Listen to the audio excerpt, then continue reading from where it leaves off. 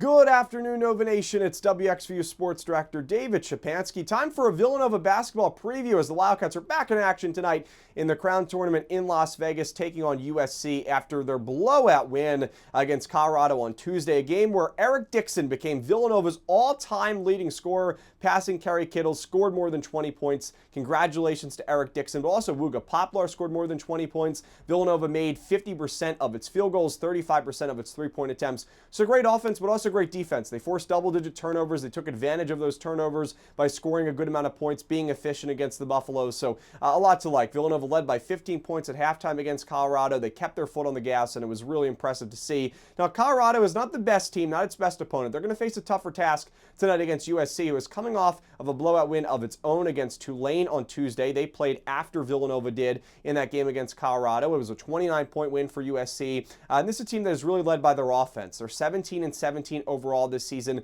with 7 conference wins, but the Trojans averaged 77 points per game. Their leading scorer is Desmond Claude, who struggled against Tulane but has played really well this season, averaging 16 points per game. If you heard the name before, it's because you probably have.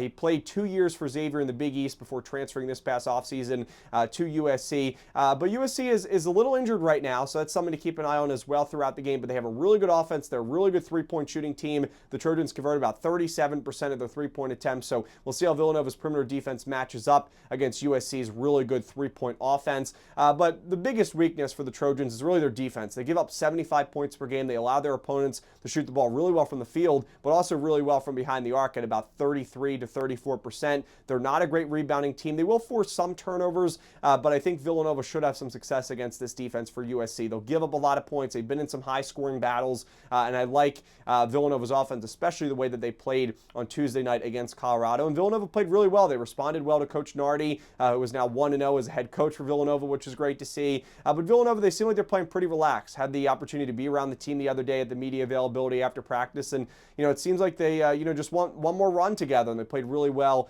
against Colorado on Tuesday. Hopefully they can keep it up again. Tonight's game will begin at 9:30 p.m. in Las Vegas in the Crown Tournament, the second round. If Villanova wins this game, they will take on the winner of Cincinnati and UCF. So hopefully Villanova can get there. You can watch the game tonight on FS1. I'll have coverage here on my social media. Have a great rest of your day. Thanks, everybody, for tuning in. I'm David Szczepanski, and as always, go Cats!